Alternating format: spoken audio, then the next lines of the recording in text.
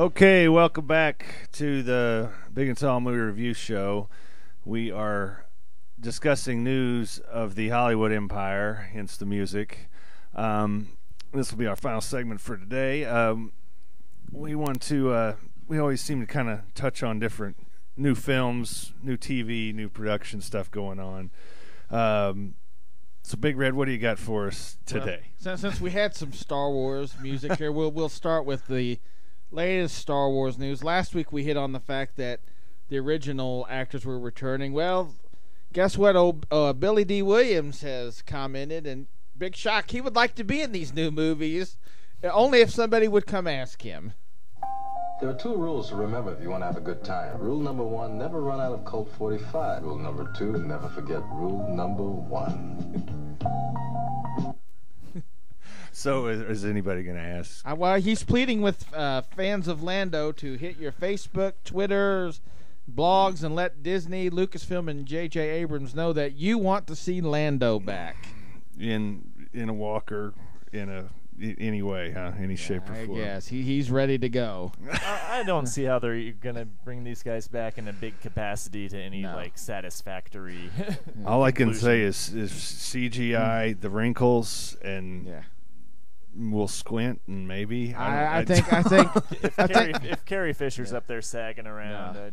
I have a feeling Harrison Ford's going to have to do a lot of the heavy lifting. I have no idea what they're going to do, and I think we've kind of beat this before with the stick, but at least Lando's interested, and hey, what are you going to do? You know. That Colt 45 money's gone. Yeah, I'm probably not even going to see the new movies. I was tricked by the last ones.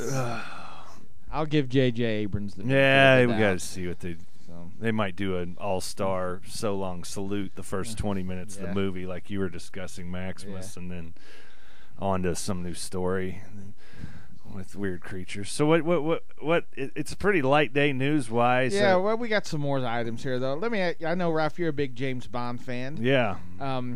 Though, tell me this: did James Bond ever get any throat rips in any of his movies? Not that I can remember. No. Well, no. if you're needing a throat rip fix, Will Forte is planning a MacGruber 2. Excellent. Cunt. Yeah. Well, I don't know if he'll be back. Cunt. That was one of Val Kilmer's best roles. In fact, I was so excited I wanted to go take an upper decker after hearing this news. Yeah, Val Kilmer was officially bloated beyond all capacity for that. He had to be drinking on set, I think. I got to admit, the original MacGruber was a pretty pleasant surprise upon watching it. My wife loves it when I watch that movie. I wasn't expecting much, but man, it was funny.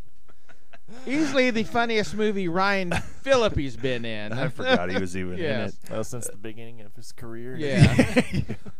So they're gonna let Forte do another one, honey. He went to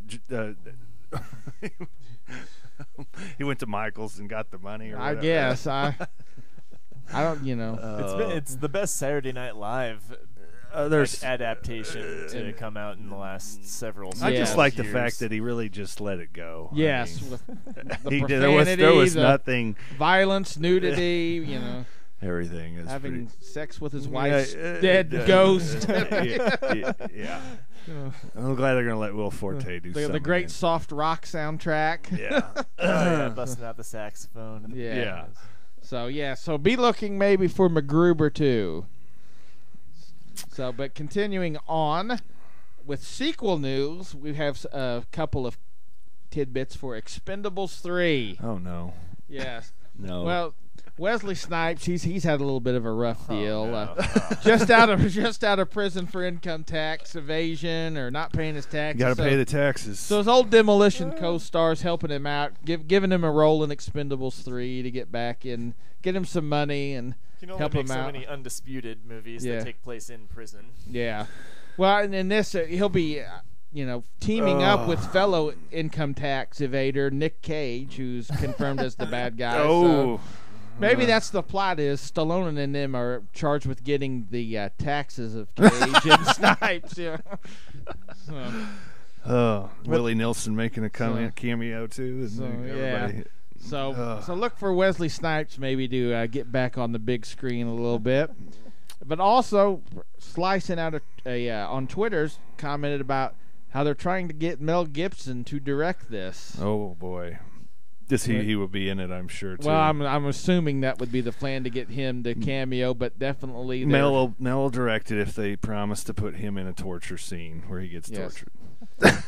And lots of blood. And I don't mean to keep on recommending the same actors over and over again, but I still think they should put Ron Perlman in the third Expendables movie. You can't go wrong with Ron Perlman's chin. I'm ready for Kurt Russell to show up. It's all giving me. It's starting to give me a headache, quite frankly.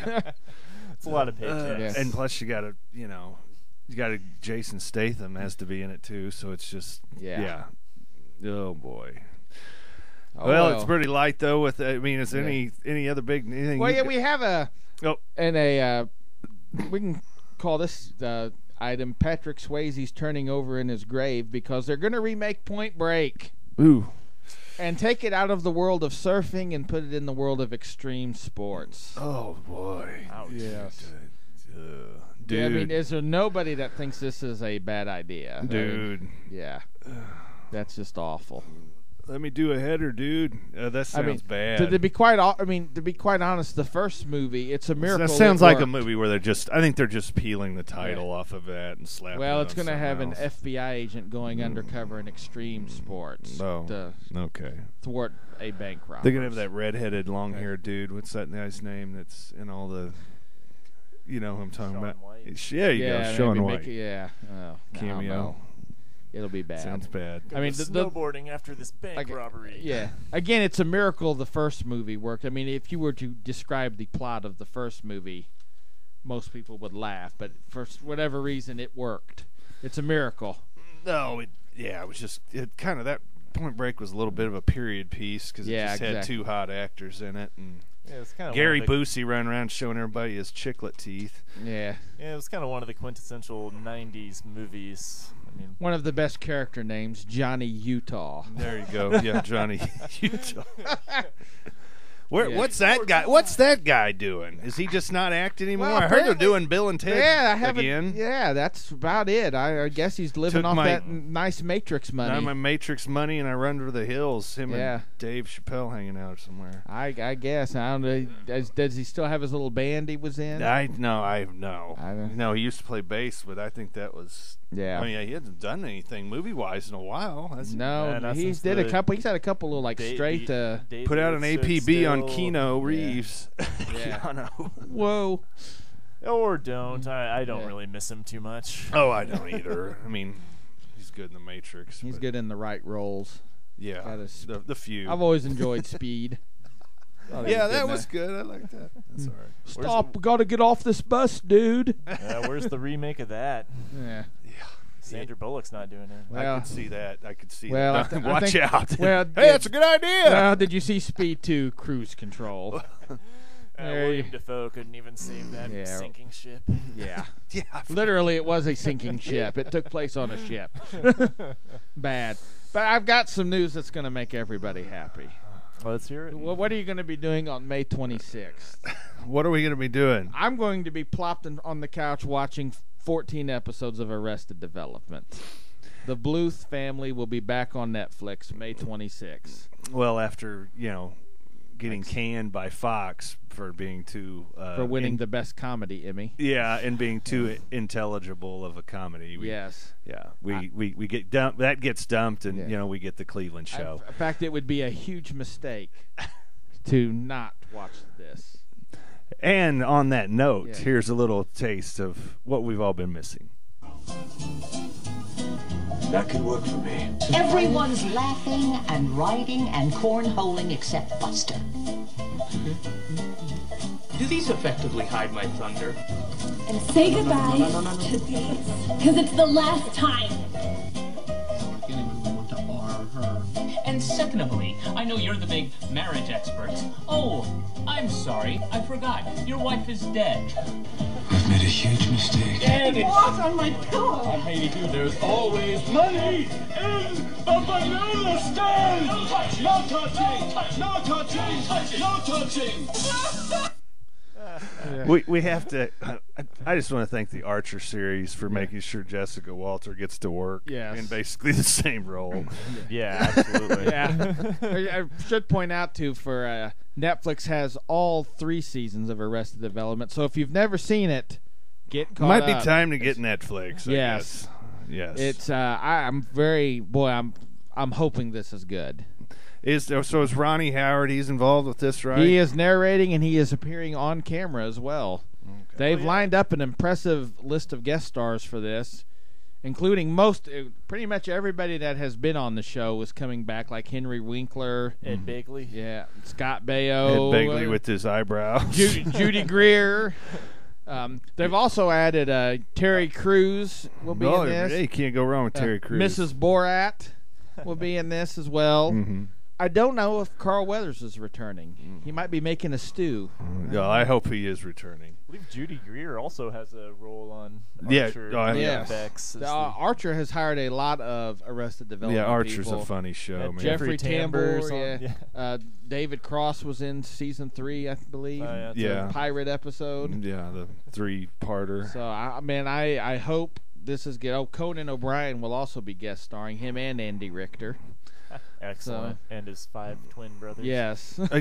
So Michael Cera's involved too? Everybody. Basically, from what I understand. Michael Cera hadn't really done a whole lot lately either. Yeah, probably shot this. I was hoping he was working on this, Basically, from what I understand, each episode is going to focus on a member of the Bluth family, but with the other people showing up. Like you might see Job appearing in Michael's episode and kind of overlapping. Yeah. And for example, like in one episode you'll see a scene, but then you'll see maybe that same scene 6 episodes later from another other point. Character's perspective. Yeah. So they said you need to watch the show in the order that they intend it to. Yeah. So that some of that, because there's some little hidden things. Yeah. And is there still talk of these episodes leading up to a possible movie? According to Jason Bateman, yes. Excellent. That this is basically a catching everybody up on these characters so that then they can do a movie. Because they said they thought it would be really hard to do a movie after being away for 7, 8, 9 years. I've watched the DVDs and they're them. They're incredibly rewatchable. Yeah, you always find little hidden stuff in there. Yeah, they rapid fire the jokes at you pretty. There's pretty quickly. Yeah, you can catch a lot of stuff you missed the first time. I'd watched the one episode called "Good Grief" about 4 times before I realized it was a parody of Charlie Brown episodes with all the stuff going on. Yeah. Well, I wanted to. We're kind of coming up on the end of our show here, but I want to tell everybody we are going to try to do this show once every 2 weeks and kind of stay consistent with it. There's a lot of movies coming out soon. What's this, Oblivion? Yeah, Tom Cruise, Oblivion. We've got just a couple weeks. Summer movie season starts. Iron Man 3 will be out the beginning of May. Got Lords of Salem opening this week. Rob Zombie's new horror flick. Oh, Rob Zombie knows how to make a horror film. Finally doing one that's neither Halloween nor his Devil's Rejects franchise. Have you heard much anticipation about that one? Or the Lords of Salem, I really don't know much about it. The plot line. Is it vampire? I don't think so. No, I'm just Salem's Lot of just tying in there.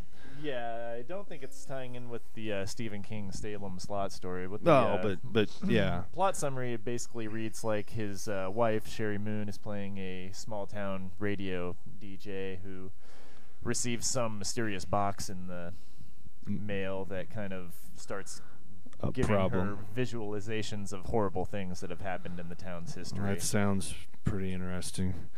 That sounds good. We got a lot of stuff coming out, so we're going to be on it. And, so if we don't see you next week, we will see you the following week. Thanks again. This has been the Big and Tall Movie Review Show. We'll see you soon.